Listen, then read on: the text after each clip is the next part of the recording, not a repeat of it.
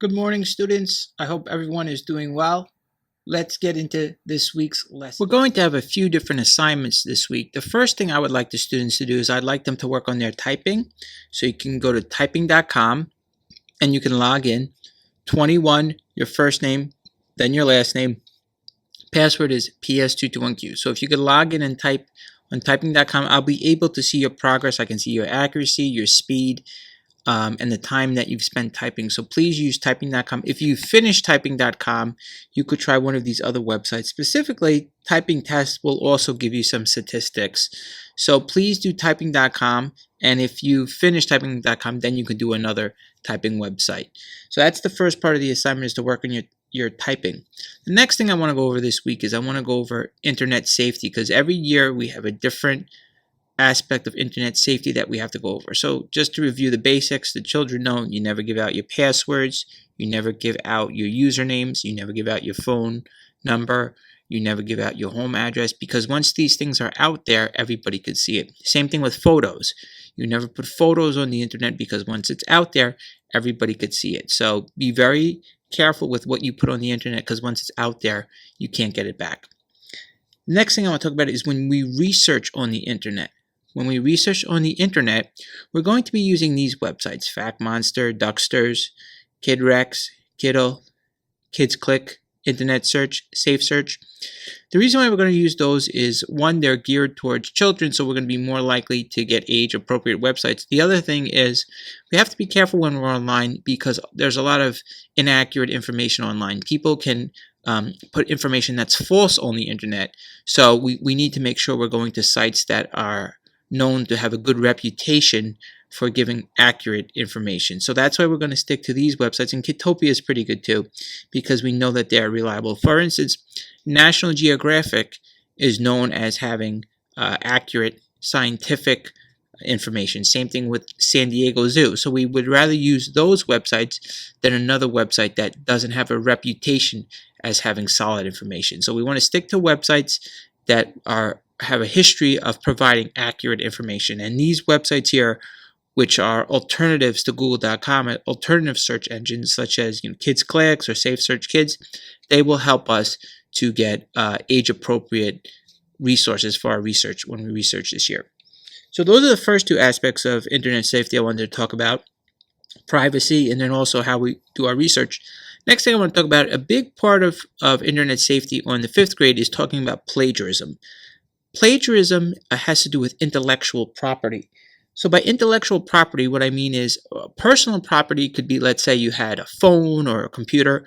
It would be illegal for somebody to take your phone, take your computer without asking you. It's the same thing with intellectual property. So for instance, if somebody wrote a book or they wrote an article and somebody took that without giving them a citation, that's considered plagiarism. Okay, so let's say somebody wrote a song. I can't take that song and sample that song and pretend it's my song. That's infringing on the other person's copyright. I would have to say this song is sampling such and such an artist, and then I could pay them money when I play their song in my song.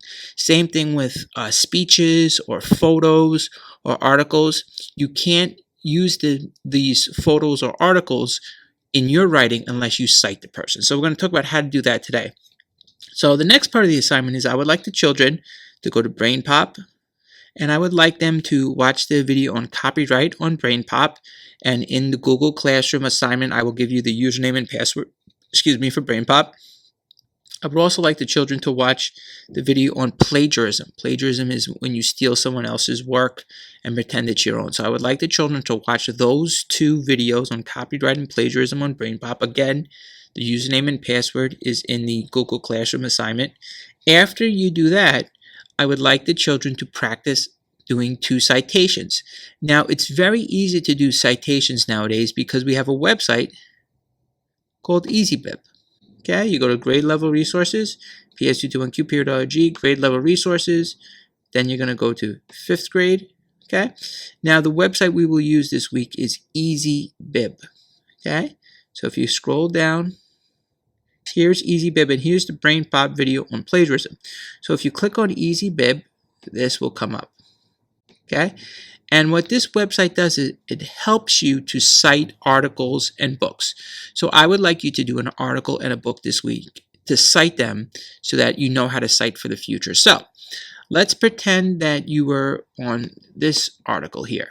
So you do right click and you'd copy on the top here. And then you'd go over here and you're going to go to create citations. And this is from a website. So I'll go to a website and I go to right click and I'm going to paste it in here. And I click search and I'm going to cite. I'm going to continue.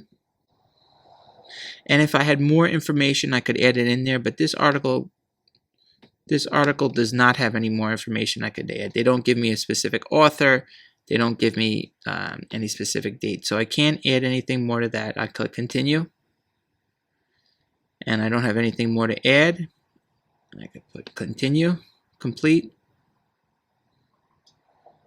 And now I'm going to go over here and I'm going to do copy. And I'm going to go to Word, Microsoft Word. And I'm going to paste it in. Okay? So if I was doing a research article on ancient Egypt and I needed to do bibliography, I could do a page like this. I do center my page and put bibliography.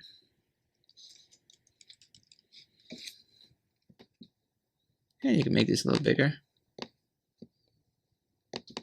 Okay, so that's how you do an article. And the next thing I want to show the children is I want to discuss how to do a book. So if you wanted to cite a book, what you could do is you can create a new citation and you go to book and you just pick any book that you're currently reading or your favorite book and type it in here. Click enter. Now the name of my book is Frindle and here it is, Frindle by Andrew Clements. I click cite.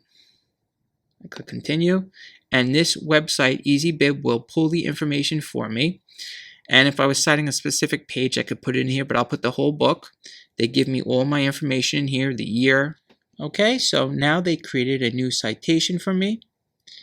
And we have down here Andrew Clements right here. And I can copy that citation, and I can go to Word, and I'm going to copy that in. Okay, so here's what I'd like the children to do. I would like the children to go on EasyBib, and I'd like you to create a Google Doc or Microsoft Word document and just put bibliography on the top and put 2 citations in, one from a website and one from a book. That way you're familiar with this and you're ready to do it in the future. I also would like the children to log into code.org this week. Now you don't have to do any assignments, but I just want the children to be familiar with how to log into code.org. So let's take a look at how to log into code.org so you're ready for the next week's assignment when we start using code.org. The other thing I would like the students to do this week is I would like you just to log into code.org. You don't have to do any activities this week. You just have to log in. So I want to make sure everyone knows how to log into code.org. So our second part of this week's assignment is just to log into code.org. You can do activities if you would like, but I just want to make sure that everyone knows how to log in because it's going to be a little bit different this year because we have remote learners. So on code.org, what you're going to do is you're going to click on sign in on the top. So go to code.org and you click sign in on the top. Now what you're going to do from this section here is you're going to click continue with Google because we're going to use Google Classroom to sign in this year. Okay, so once again I'll show everybody. You're going to go to code.org, you click sign in, and then you're going to click sign in with Google, continue with Google. Okay, and now what you need to do is you're going to use your account that you have from the Google Classroom, account that you use for Google Classroom. Now we'll bring you to this page. So after you sign in with your username and your password, you click sign in, and you could save it if you'd like.